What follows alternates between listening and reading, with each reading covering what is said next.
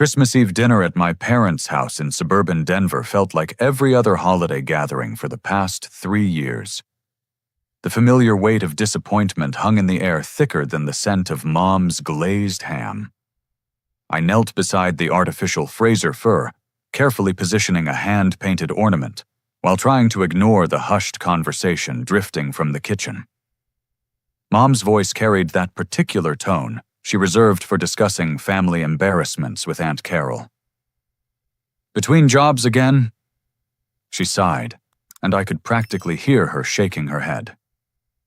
Dad's deeper voice joined the chorus of concern as he nodded gravely, adding that I can't keep steady work. The ornament trembled slightly in my hands as I pretended not to hear their words cutting through the holiday warmth. Suddenly, the soft Christmas music was interrupted by an urgent news bulletin. The CNN anchor's voice filled the living room with breaking news that made my blood turn to ice. Mystery tech founder behind revolutionary encryption software revealed as local Colorado man. The reporter's voice continued as my world began crashing down around me. The elusive founder of CipherVault Technologies, known only as Daniel Cross, has been identified as a 28-year-old resident of Denver. My hands froze on the ornament as Jessica Martinez appeared on screen, standing directly in front of my apartment building on 14th Street. The red brick facade and distinctive green awning were unmistakable. Sources close to the investigation reveal that the mysterious entrepreneur behind the $40 million encryption company actually lives in Unit 212 of this modest apartment complex. Jessica continued, her breath visible in the cold Colorado air. That was my unit, my sanctuary, the place where I had spent countless nights building something incredible, while my family assumed I was struggling to find basic employment. The conversation in the kitchen stopped abruptly. I heard footsteps as Mom, Dad, and Aunt Carol hurried into the living room, drawn by the breaking news. Their faces reflected curiosity rather than concern, completely unaware that their family failure was about to be exposed as something entirely different. Daniel Cross emerged from nowhere 3 years ago. The reporter explained while the camera panned across the building's entrance. His company revolutionized corporate cybersecurity with breakthrough encryption technology that experts say is decades ahead of anything else on the market. 3 years ago, that was exactly when I had lost my marketing position at Meridian Pharmaceuticals, when the company downsized and eliminated my department. While my family watched me spiral into what they perceived as chronic unemployment, I had actually been teaching myself advanced programming languages in my bedroom, surviving on savings and determination. The irony was suffocating. Every family gathering had become an exercise in managing their disappointment. Dad would slip me $20 bills when Mom wasn't looking, whispering encouragement about hanging in there until the right opportunity comes along. Mom would leave care packages outside my apartment door filled with canned soup and instant ramen, convinced I was too proud to ask for grocery money. Meanwhile, CipherVault employed 37 people across 12 states, all working remotely under the leadership of someone they knew only through encrypted video calls and secure messaging systems. Our client list included Fortune 500 companies, government contractors, and international banking institutions. The technology I had developed in my cramped bedroom was now protecting sensitive data for organizations whose annual budgets exceeded the GDP of small nations. Uncle Gary wandered in from the back patio, beer in hand, squinting at the television screen. "Poor kid's probably getting evicted tomorrow," he chuckled, gesturing toward the news coverage. "Reporters camping outside your building is never good for keeping a low profile." If only he knew. I owned my unit, outright purchased 18 months ago, when CipherVault's first major contract with Continental Banking Group had cleared. The mortgage papers listed Logan Matthews as the buyer, but the funds had come from Daniel Cross's carefully managed accounts. My parents' basement, where we were now gathered, contained more sophisticated technology than most university computer science departments. Hidden behind false panels that looked like storage for Christmas decorations, quantum encryption servers hummed quietly, processing millions of secure transactions every hour. The old boxes that Dad occasionally complained about taking up space actually housed equipment worth more than their house. Mom settled onto the couch, studying the news footage with growing interest. "That building does look familiar," she murmured, tilting her head thoughtfully. "Logan, doesn't that look like your neighborhood?" My throat tightened as I desperately searched for a distraction. "Anyone ready for dessert? I think I smell your famous apple pie finishing up in the oven." But Aunt Carol was already pulling out her reading glasses, examining the screen more carefully. "Patricia, I think that's the same building where we picked Logan up for Thanksgiving last month." The words hung in the air like smoke from a snuffed candle. Before I could formulate a response, Cousin Derek burst through the front door, stamping snow off his boots and unwrapping a thick scarf from around his neck. He had driven down from Phoenix specifically for this Christmas gathering, his first visit to Colorado in over 2 years. "Sorry I'm late, everyone," Derek called out, pulling off his jacket and hanging it in the front closet. Traffic was absolutely brutal coming up from the airport, and then I had to circle around downtown for 20 minutes because some news crew was blocking the street near that apartment building on 14th. The room went silent, except for the television, where Jessica Martinez was now interviewing a cybersecurity expert about the implications of revealing Daniel Cross's identity. Derek stopped mid-stride as he noticed everyone staring at the screen. His eyes moved from the news footage to the faces around him, confusion growing. "Wait a minute," he said slowly, recognition dawning across his features. "That's Logan's building. That's definitely where he lives." Mom's wine glass slipped from her fingers, shattering against the hardwood floor in a cascade of red liquid and crystal fragments. "What did you just say?" "That building," Derek repeated, pointing at the television while pulling out his smartphone. "I dropped Logan off right there last Thanksgiving. Unit 212, second floor corner apartment with the balcony facing west." He scrolled through his photo gallery, finding pictures from his previous visit. "See same brick pattern, same entrance, same green awning?" Dad's face had gone completely pale. "Logan," he said quietly, his voice carrying a weight I had never heard before. "Is this true? Do you live in that building?" The family stared at me with expressions ranging from confusion to dawning horror. Aunt Carol pressed her hand against her chest as if struggling to breathe. "Oh my goodness, Logan, are you in some kind of trouble? Are you involved with this Daniel Cross person?" Grandfather William, who had been dozing in his recliner, suddenly became alert and agitated. At 82 years old, he had lived through enough decades to understand that when reporters start camping outside buildings, innocent people often get caught in dangerous crossfire. "Logan, you need to call the police," he declared firmly. "Reporters and criminals, they're all the same. They'll drag you into something that's not your fault." "Grandpa, please calm down," I started, but my voice cracked under the pressure of maintaining a lie that was rapidly becoming impossible. Derek was now comparing his photographs directly to the live news footage, zooming in on architectural details.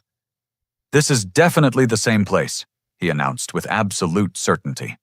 "Same building number, same lobby entrance, same everything." Mom began crying, tears streaming down her cheeks as she processed the implications. "Logan, have you been lying to us about where you live, about what's happening in your life?" Her voice broke with each question.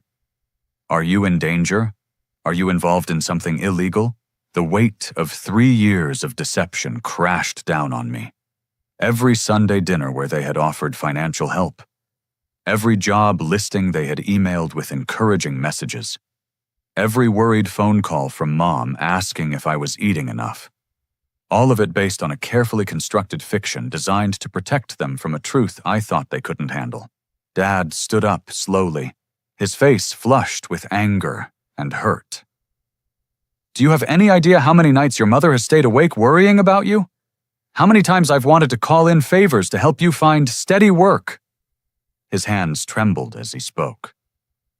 "We've been sending you care packages because we thought you couldn't afford groceries. My sister Amanda, home from her nursing program at University of Colorado, looked between me and the television with growing understanding. "Logan, just tell us the truth," she said gently. "Whatever's happening, we can figure it out together." Uncle Gary had stopped making jokes, his expression serious for the first time all evening. "Kid, if you're mixed up with this Daniel Cross character, you need to be very careful. $40 million attracts all kinds of dangerous attention." The irony was unbearable. They were trying to protect me from myself. My phone started buzzing incessantly. Unknown numbers were calling every few seconds, followed immediately by text messages from reporters who had somehow obtained my personal contact information. The notifications were coming so fast that the screen barely had time to dim between alerts. "I need some air," I mumbled, standing up and heading toward the kitchen. But Derek was already calling out behind me, his voice carrying clearly through the house. "Logan, just admit it. You live in that building, don't you?" The doorbell rang with sharp, insistent chimes that cut through our heated family argument like a blade. Dad moved towards the front door, his face still flushed with anger and confusion, while I felt my stomach drop into my shoes. Through the frosted glass panels, I could see bright lights and the shadows of multiple people gathered on the front porch. Dad opened the door to reveal a full news crew from Channel 7. Harsh camera lights flooded our entryway as Sarah Chen, an investigative journalist I recognized from Denver's evening news, stepped forward with a confident smile. Behind her, a cameraman was already recording, and a sound technician held a boom microphone extended toward our family. "Good evening, I'm Sarah Chen from Channel 7 News," she announced, holding a tablet computer that glowed with official-looking documents. "I'm looking for Logan Matthews, who is also known professionally as Daniel Cross, founder and Chief Executive Officer of CipherVault Technologies." The words hit our living room like a physical blow. Mom gasped audibly, her hand flying to cover her mouth. Dad stepped backward, his eyes wide with shock. Aunt Carol sank onto the couch as if her legs could no longer support her weight. Sarah Chen continued with practiced professionalism, apparently unaware that she was destroying my family's understanding of reality in real time. "Mr. Matthews, we have extensive documentation connecting you to CipherVault Technologies, including corporate registration papers, bank records showing transactions totaling over $47 million, and intellectual property filings for 4 separate patents in cybersecurity technology." She held up the tablet showing digital copies of documents I recognized immediately. My signature on patent applications, financial statements from CipherVault's accounts, corporate registration forms listing Logan Matthews as the sole proprietor of Daniel Cross Enterprises, the parent company that held controlling interest in CipherVault Technologies. These records indicate that you have been operating one of the most successful technology startups in Colorado while maintaining complete anonymity. Sarah continued her camera operator, capturing every moment of my family's stunned reactions. "Our investigation shows that CipherVault Technologies is currently valued at $47.3 million and employs 37 people across multiple states." Mom stood up slowly, her face completely drained of color. $47 million? She whispered, as if the number was too large to comprehend. The tablet screen showed bank statements that made my family's financial struggles look insignificant. Monthly revenue figures that exceeded Dad's annual salary. Investment accounts that could have solved every money worry my family had experienced in the past decade. Patricia began sobbing as the full scope of my deception became clear. "I've been sending you care packages," she choked out between tears. "Ramen noodles and canned soup because I thought you couldn't afford real food." Dad's expression shifted from confusion to deep hurt as he processed the implications. "All those times you borrowed money for rent," he said quietly, his voice thick with emotion. "All those conversations about helping you find steady work. You let us worry about you for 3 years while you were running a multi-million-dollar company." Amanda stared at me with a mixture of admiration and betrayal. "Logan, why would you keep this secret? Why would you let Mom and Dad think you were struggling? Uncle Gary's demeanor had completely transformed. Where moments before he had been making jokes about my employment situation, now he was calculating something entirely different. "Logan, you could solve my business problems with pocket change," he said, his tone becoming distinctly more respectful. "Why didn't you ever mention that you might be able to help?" Cousin Derek was frantically searching the internet on his smartphone, pulling up articles about CipherVault technologies and reading aloud. "Listen to this. CipherVault's encryption protocols are used by Continental Banking Group North Star defense contractors and the Colorado state government. The founder, Daniel Cross, has been described as a visionary who revolutionized corporate cybersecurity." Grandfather William had become increasingly agitated, his wartime experiences making him suspicious of any situation involving secrecy and large sums of money. "Logan, are you working for foreign governments? Is this company a front for something dangerous?" Sarah Chen gave me exactly 30 seconds to respond before her cameraman adjusted his equipment for a live broadcast. "Mr. Matthews, we're going live in half a minute. Would you like to comment on your company's success and your decision to maintain anonymity while living in your hometown?" The weight of the moment pressed down on me like a physical force. 3 years of carefully constructed lies were collapsing in real-time broadcast live to thousands of viewers across Colorado. My family's trust, my company's security, my personal safety, and my professional reputation all hung in the balance of whatever words I chose next. Mom continued crying while Dad stood frozen in the doorway, apparently unable to process the magnitude of what was happening. The bright camera lights made everything feel surreal, like we were actors in someone else's drama, rather than a family dealing with a crisis that would change our relationships forever. My phone buzzed with an incoming message marked urgent and encrypted. Only 3 people had access to send messages through that particular security protocol: my head of security, my lead developer, and my business partner, Marcus Thompson. The message appeared on my phone screen in stark white text against a black background encrypted with the highest level security protocols that CipherVault had developed. It was from Alex Rivera, my head of security, and the timestamp showed it had been sent just moments ago. "Emergency Marcus orchestrated media exposure. Security footage confirms 3 meetings with Channel 7 reporter over past month. Board vote scheduled tomorrow morning. Protocol Phoenix may be necessary." My blood turned cold as the implications became clear. Marcus Thompson, my business partner and chief operating officer, had deliberately orchestrated this public exposure. While Sarah Chen and her camera crew continued filming my family's shocked reactions, I realized that this media ambush was not investigative journalism, but corporate warfare.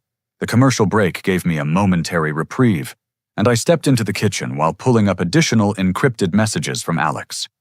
Security camera footage from the Marriott downtown showed Marcus meeting with Sarah Chen on 3 separate occasions: December 3rd, December 10th, and December 18th.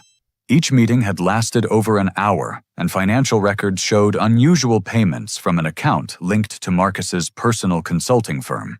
My hands shook as I scrolled through additional intelligence that Alex had compiled.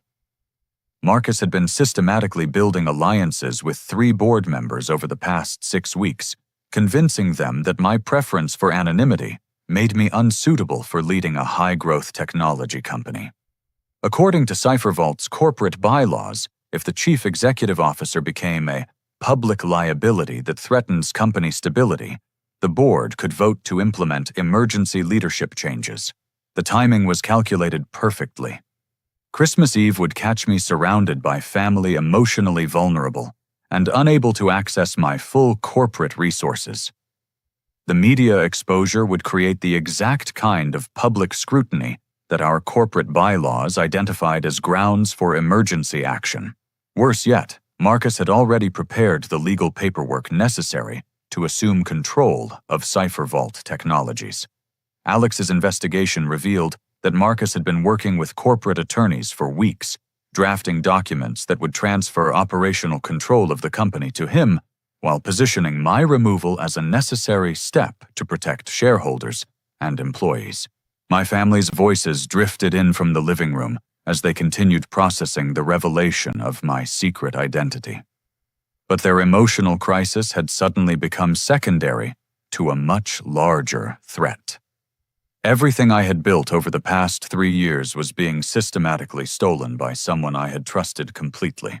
Another encrypted message appeared on my phone, this one from Janet Walsh, the only board member who had consistently supported my leadership approach. Her message was brief but urgent.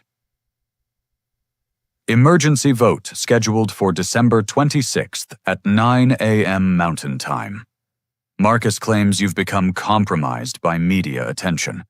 3 board members already committed to supporting leadership change. Need immediate response. The scope of Marcus's betrayal became clear as I connected the pieces. He had hired private investigators to trace my personal life, identifying my family and my address. He had fed information to journalists while positioning himself as the stable professional alternative to my supposedly erratic leadership style. He had even timed the exposure for a holiday weekend when most board members would be traveling and unable to gather for proper deliberation. Patricia appeared in the kitchen doorway, her eyes red from crying, but her expression determined. "Logan, whatever's happening, we're your family. We'll figure this out together."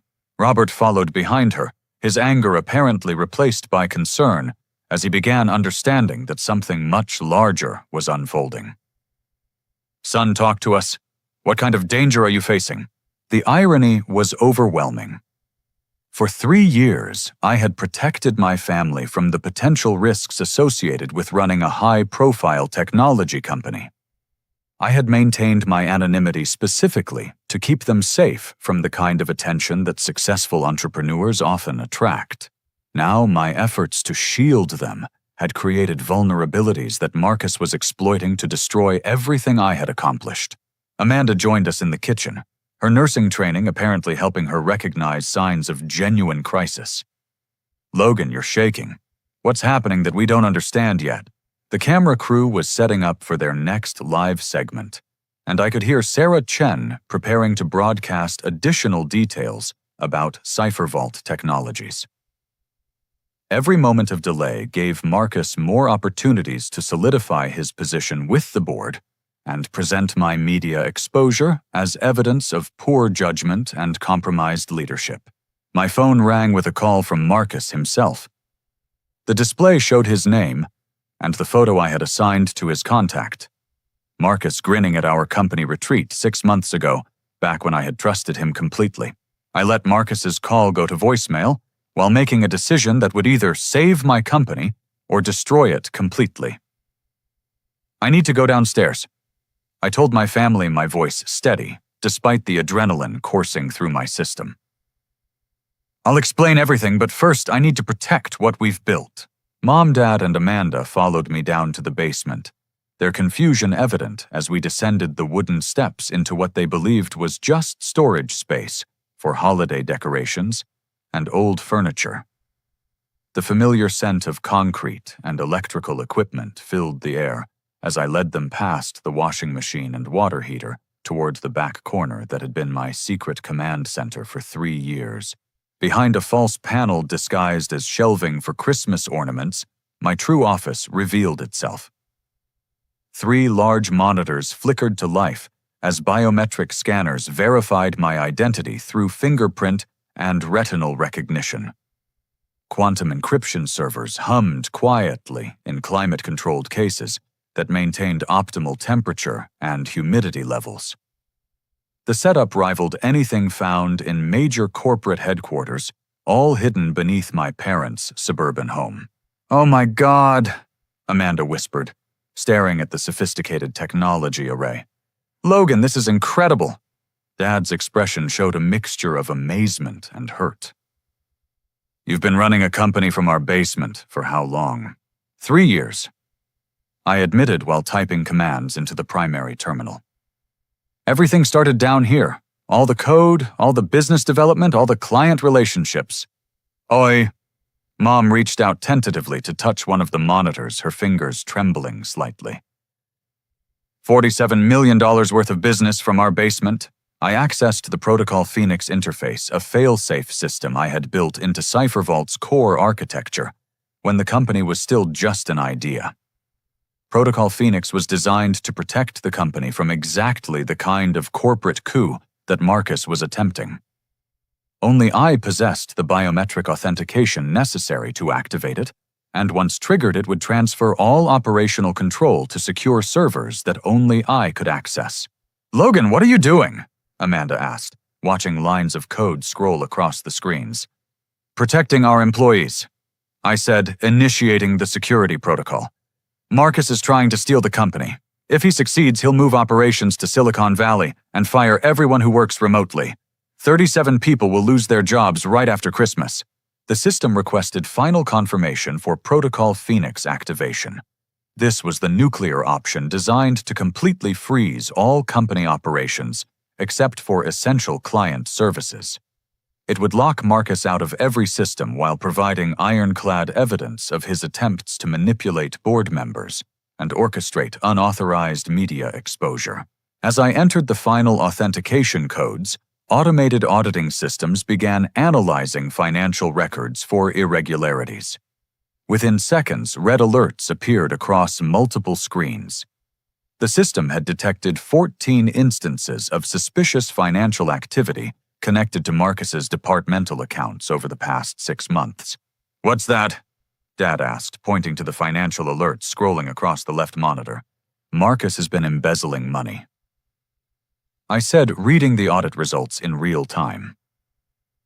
Small amounts from client payments, probably hoping I wouldn't notice because the company has been growing so quickly.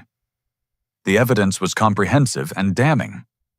Marcus had been skimming funds from client contracts, redirecting portions of payments to accounts controlled by his consulting firm. The total amount exceeded $800,000 spread across dozens of transactions designed to avoid triggering automated fraud detection systems. My phone rang with an incoming secure video call from Janet Walsh. I accepted the connection, and her face appeared on the center monitor. She was calling from her family's cabin in Aspen with snow-covered mountains visible through the window behind her. "Logan, I've been trying to reach you," Janet said urgently. "Marcus called an emergency board meeting for tomorrow morning claiming you've been compromised by media attention and are no longer fit to lead the company." "Janet, I'm transmitting financial audit data to your secure terminal right now," I replied, uploading the embezzlement evidence through encrypted channels. Marcus has been stealing from client accounts for months. Additional board members began joining the video conference as I sent them emergency access codes. Dr. Elizabeth Kumar connected from her home in Seattle. James Robertson logged in from a hotel in Miami, where he was vacationing with his family. Within 10 minutes, 5 of our 7 board members were online, reviewing the evidence of Marcus's financial crimes and media manipulation. "This is absolutely unacceptable," Dr. Kumar declared after examining the audit reports. "Marcus not only orchestrated unauthorized media exposure, but has been systematically stealing from the company." James Robertson's background showed a hotel room where he had apparently set up a makeshift office on the bed. "Logan, the board owes you an apology. We should never have considered an emergency vote based solely on Marcus's recommendations." Patricia, Robert, and Amanda watched in stunned silence as I commanded the respect and attention of accomplished business executives from around the country. The basement command center had transformed from a secret shame into evidence of my genuine achievements and leadership capabilities. My phone buzzed with frantic text messages from Marcus as he realized he had been locked out of all CipherVault systems. Protocol Phoenix had frozen his access while preserving all evidence of his attempts to manipulate company operations. The sound of car doors slamming in the driveway interrupted our emergency board meeting. Through the basement windows, I could see the distinctive black SUVs and unmarked sedans that typically indicated federal law enforcement presence. My phone immediately rang with a call from Alex Rivera, my head of security. "Logan, FBI agents are approaching your parents' house," Alex reported. "They have a warrant for Marcus Thompson's arrest. His embezzlement triggered federal wire fraud statutes because client payments crossed state lines. Within minutes, there was authoritative knocking at the front door upstairs. Dad looked at me questioningly, and I nodded for him to answer. We could hear official voices identifying themselves as FBI agents, Thomas Bradley and Maria Santos, requesting to speak with Logan Matthews regarding an ongoing investigation into Cipher Vault technologies. "Should we be worried?" Mom asked, her voice tight with anxiety. "No," I assured her, saving the board meeting session and preparing to go upstairs. "They're here because Marcus committed federal crimes. We're the victims, not the suspects." The family followed me up from the basement as I went to meet with the agents. Thomas Bradley was a tall man in his 40s, with graying hair and a professional demeanor that immediately put everyone at ease. Maria Santos appeared to be in her 30s, carrying a leather briefcase and tablet computer loaded with case files. "Mr. Matthews, thank you for your cooperation with our investigation." Agent Bradley began, after showing his credentials and explaining the situation. "Your head of security, Alex Rivera, provided us with evidence that Marcus Thompson has been engaged in corporate fraud and potentially treasonous activity. The scope of Marcus's crimes extended far beyond simple embezzlement. FBI investigation had revealed that Marcus was selling client data to overseas competitors while planning his hostile takeover of Cipher Vault. Several of our corporate clients included government contractors and defense industry companies, making the data theft a matter of national security.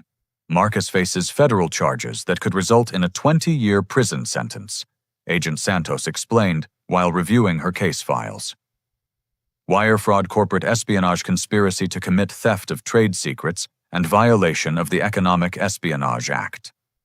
Patricia sat down heavily on the couch, overwhelmed by the magnitude of what she was learning about her son's professional life. "Logan, you've been protecting information important to national security from our basement. Cipher Vault's encryption protocols are used by companies that handle classified government contracts." I confirmed. Marcus was selling access to that technology to foreign corporations. Robert's expression had completely transformed from anger to pride mixed with concern. "Son, I had no idea you were involved in anything this important. Why didn't you tell us?" The question hung in the air as Amanda, Aunt Carol, Uncle Gary, and Cousin Derek gathered around to hear my explanation. Even Grandfather William had positioned his chair closer, his earlier suspicions about foreign involvement proving partially correct. "I was trying to protect you," I said simply. "Technology entrepreneurs face risks that I didn't want to bring into your lives. Death threats, corporate espionage, kidnapping attempts, blackmail. I thought if you didn't know about Cipher Vault, you'd be safer." Tears filled Mom's eyes again. But these were different from her earlier emotional breakdown. "Logan, we're your family. We should face those risks together, not leave you to handle everything alone." Dad stepped forward and pulled me into a firm embrace, something he hadn't done since I was a child. "I'm proud of what you've accomplished," he said quietly. "And I'm sorry we made you feel like you had to hide your success from us." The board meeting resumed via secure video conference with FBI agents participating to provide legal context for Marcus's crimes. The vote was unanimous. Marcus would be immediately terminated from all positions within Cipher Vault Technologies, with his stock options forfeited due to criminal activity. Agent Santos received a call confirming that Marcus had been arrested at his home in Boulder. He was being charged with multiple federal crimes and would remain in custody pending trial. The evidence was overwhelming, and prosecutors expected him to accept a plea agreement, rather than risk a longer sentence at trial. "Logan, there's something else you should know," Agent Bradley said as the FBI team prepared to leave. "Your decision to maintain anonymity actually helped our investigation. Marcus thought he was the only person with access to sensitive company information, so he got careless about covering his tracks. The irony was perfect. My secretiveness, which had caused so much family pain, had ultimately helped expose Marcus's crimes and protect the company's future." Uncle Gary approached me with genuine humility, his earlier joking completely replaced by respect. "Logan, I owe you an apology for all those comments about finding steady work. I had no idea you were building something this important." Cousin Derek shook his head in amazement. "When I was complaining about my job in Phoenix, you could have offered me a position any time. Why didn't you?" "Because I wanted people to succeed based on their own merits," I replied. "Cipher Vault hires based on skills and character, not family connections." My phone rang with call after call from major technology companies offering partnership deals and acquisition proposals. The positive media coverage of my cooperation with federal law enforcement had increased Cipher Vault's public profile dramatically, and our stock value had risen 40% in a single day. Amanda hugged me tightly, whispering in my ear, "I'm proud of you for doing the right thing, even when it was complicated." As the FBI agents gathered their materials and prepared to leave, Agent Santos handed me her business card. "Mr. Matthews, your company's cooperation has been exemplary. If you're ever interested in government consulting work, the cybersecurity division would welcome Cipher Vault's expertise." The family gathered around me as the law enforcement vehicles pulled out of the driveway, their mission complete. For the first time in 3 years, I was surrounded by people who knew exactly who I was and what I had accomplished. The weight of secrecy had been lifted, replaced by genuine support and understanding. 6 months later, I stood on the deck of the Mountain View Conference Center in Estes Park, Colorado, watching 37 employees of Cipher Vault Technologies meet face-to-face for the first time.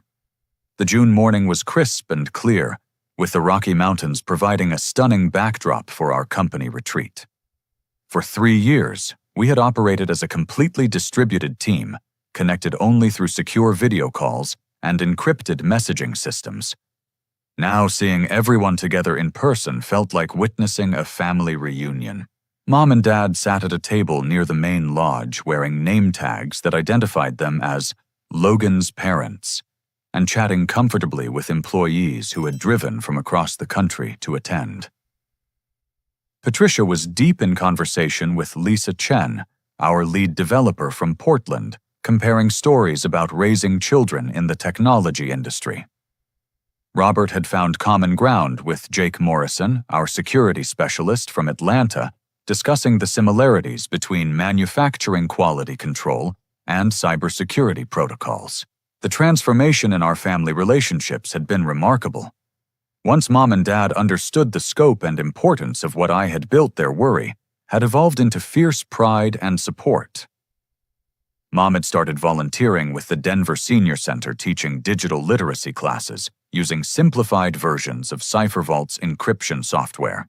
Dad had accepted an invitation to join our advisory board, bringing his decades of manufacturing experience to help Cipher Vault develop more efficient operational procedures.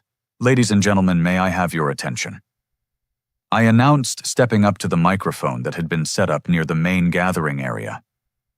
6 months ago, most of you knew me only as a voice on secure video calls or encrypted messages signed by Daniel Cross. Today, I want to share something that represents the future of Cipher Vault Technologies. The crowd quieted as I opened a leather portfolio containing legal documents that had been months in preparation. Effective immediately, Cipher Vault Technologies is restructuring as an employee-owned cooperative. Every person who works for this company will become a partial owner with profit-sharing distributions based on tenure and contribution to our collective success. The announcement triggered enthusiastic applause and cheering from employees who had never expected to become business owners. Sarah Kim, our client relations specialist from Phoenix, wiped away tears of joy. Marcus had planned to eliminate remote positions and relocate everyone to Silicon Valley, but instead Cipher Vault was empowering its distributed workforce with genuine ownership stakes. Additionally, I continued, we're establishing the William Matthews Memorial Scholarship Fund, named in honor of my grandfather, to provide technology education opportunities for military families transitioning to civilian careers. Grandfather William, now 83, and sitting proudly in the front row, beamed with satisfaction as employees applauded the announcement. His wartime service had taught him the importance of helping veterans adapt to peacetime challenges, and the scholarship fund would honor that legacy while supporting families facing economic transitions. Amanda approached the microphone as I finished the formal announcements. She had graduated from her nursing program with honors and accepted my offer to establish a community health clinic in an underserved neighborhood of Denver. CipherVault's charitable foundation would fund the clinic's operations, providing free health care to families who couldn't afford traditional medical services. My brother taught me that success means using your resources to lift up other people, Amanda said, addressing the gathered employees. The Matthews Health Center will serve anyone who needs care, regardless of their ability to pay. That's the kind of leadership Logan has always demonstrated, even when our family didn't understand what he was accomplishing. Janet Walsh, our board chairwoman, took the microphone to provide updates on Marcus's legal situation. He had ultimately accepted a plea agreement requiring him to serve 18 months in federal prison and pay $3.2 million in restitution to CipherVault and affected clients. The funds would be distributed among employees as bonuses and invested in expanding our cybersecurity research capabilities. Marcus's betrayal taught us important lessons about trust and verification, Janet explained to the group. CipherVault now has enhanced oversight procedures and ethical guidelines that will prevent anyone from exploiting their position for personal gain. The afternoon included team-building activities, technical workshops, and informal conversations that strengthened relationships among employees who had worked together for years without meeting in person. Dr. Kumar led a session on emerging threats in cybersecurity, while James Robertson discussed expansion opportunities in international markets. As evening approached, the group gathered around a fire pit for dinner and relaxed conversation under the Colorado stars. Lisa Chen shared stories about learning programming while raising twin daughters. Jake Morrison talked about his transition from military service to cybersecurity work. Sarah Kim described her experience helping clients protect sensitive financial data from increasingly sophisticated threats. "Logan, can you tell us how this all started?" asked David Park, our newest hire, who had joined CipherVault just 2 months ago. "What made you decide to build this company?" I looked around at the faces illuminated by firelight people who had taken risks to join a company led by someone they had never met in person. "It started with failure," I said honestly. "I lost my job at a pharmaceutical company and spent months feeling like I had disappointed everyone who believed in me. But that failure forced me to discover capabilities I didn't know I possessed." The story continued as I described those early days in my parents' basement, teaching myself advanced programming concepts and gradually developing the encryption protocols that would become CipherVault's foundation. The breakthrough had come during a particularly difficult week, when I was questioning whether to give up and look for traditional employment. I realized that conventional cybersecurity approaches were fundamentally flawed, I explained. Companies were trying to build higher walls instead of developing adaptive defense systems. CipherVault's success came from thinking differently about how to protect information in an environment where threats constantly evolve. Patricia joined the circle around the fire, carrying hot chocolate for everyone, and settling into a chair next to her husband. "Logan never told us what he was working on," she said with a gentle smile. "We spent 3 years worried that he couldn't find steady employment when he was actually building something that would employ dozens of people and protect important information for major corporations." The conversation turned to lessons learned and future goals. Employees shared their experiences working for a company that prioritized ethical practices and employee welfare over maximum profit extraction. Several people mentioned turning down job offers from larger technology companies because they valued CipherVault's culture and mission. "What's next for CipherVault?" asked Jennifer Walsh, Janet's daughter, who had recently joined our legal team after completing her law degree with a specialization in environmental regulations. Jennifer and I had begun spending time together outside of work, discovering shared interests in hiking classical music and sustainable business practices. "We're going to continue growing while maintaining our values," I replied. Employee ownership ensures that success benefits everyone who contributes to our achievements. We'll expand our client services while investing in research that keeps us ahead of emerging threats. The retreat concluded on Sunday morning with a breakfast celebration and group photo session. Employees exchanged contact information for personal friendships that extended beyond professional relationships. Several people made plans to visit Colorado again for hiking trips and family vacations. As the group prepared to return to their home cities, I gathered my family for a private conversation on the lodge deck. The mountains stretched endlessly in every direction, reminding me of the vast possibilities that lay ahead for all of us. I learned something important over the past 6 months. I said, addressing Mom, Dad, Amanda, and the extended family members who had stayed for the entire retreat. I thought protecting people meant keeping secrets from them. But real protection comes from trusting people with the truth, even when it's complicated. Patricia reached over and squeezed my hand gently. "We learned something too," she replied. Success isn't about having a traditional career path or meeting other people's expectations. It's about using your talents to make a positive difference in the world. Robert nodded in agreement. I spent so many years worrying that you couldn't find steady work when you were actually creating work for dozens of other people. I'm proud of what you built, but I'm even more proud of how you built it.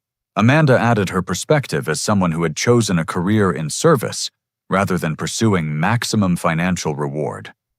The clinic is already helping families who had nowhere else to turn for healthcare. That wouldn't have been possible without your success. But more importantly, it reflects values that you maintained even when you were building a major company. The drive back to Denver provided time for reflection on how dramatically our family relationships had evolved. Secrets and shame had been replaced by mutual respect and genuine understanding. Financial concerns that had dominated family conversations for years had given way to discussions about how to use resources responsibly and ethically. 1 year later, our family Christmas Eve dinner bore no resemblance to the tense gathering where everything had changed. The same artificial Fraser fur dominated the living room, but the conversations around it reflected confidence and shared purpose rather than disappointment and worry. Cipher Vault Technologies had grown to employ 62 people across 15 states, with client contracts spanning Fortune 500 companies, government agencies, and international organizations. The employee ownership structure had created genuine prosperity for everyone involved, while our ethical guidelines ensured that success never came at the expense of our values. Mom's digital literacy program had expanded to serve 8 senior centers across Colorado, helping hundreds of elderly residents stay connected with family members and access online services safely. Dad's manufacturing expertise had helped Cipher Vault streamline operations and improve product quality, earning him recognition as a valuable advisory board member. Amanda's clinic had treated over 1,500 patients in its first year of operation, providing healthcare services that would otherwise have been unavailable to low-income families. The Matthews Health Center had become a model for community-based medical care funded through technology industry philanthropy. Jennifer and I had developed a relationship built on shared values and genuine compatibility, supporting each other's professional goals while enjoying personal adventures throughout Colorado's wilderness areas. Her environmental law expertise complemented Cipher Vault's growing focus on sustainable business practices and corporate responsibility. As we gathered around the Christmas tree that had witnessed my secret's revelation, I reflected on the journey that had brought us to this point. The ornament that had trembled in my hands 12 months ago now hung securely on a branch, surrounded by new decorations representing the people and experiences that had enriched our lives. "I need to say something to all of you," I announced as the family settled into chairs around the living room. The greatest encryption I ever built was around my own heart, protecting my feelings and achievements from the people who mattered most. Breaking that code saved everything I actually valued. The room was quiet, except for the soft crackling of logs in the fireplace and the gentle hum of heating systems maintaining comfortable warmth against the Colorado winter. Patricia and Robert sat together on the couch, where they had received the shocking news of my double life, now completely comfortable with who I had become and what I had accomplished. Success means nothing if you can't share it with people who matter most. I continued. I learned that protecting people sometimes means trusting them with difficult truths, even when those truths are complicated and potentially dangerous. Amanda smiled as she adjusted ornaments on the tree, her nursing career providing daily opportunities to apply the values of service and compassion that had guided our family's transformation. The best part is that we're all doing work that helps other people, she said.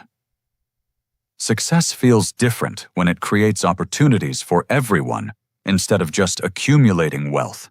Uncle Gary and Cousin Derek had driven down from Phoenix for this Christmas gathering, their relationships with me completely transformed by understanding and mutual respect. Gary's small business had grown significantly after implementing cybersecurity protocols developed by CipherVault, while Derek had accepted a position with our Phoenix office, developing client relationships throughout the Southwest.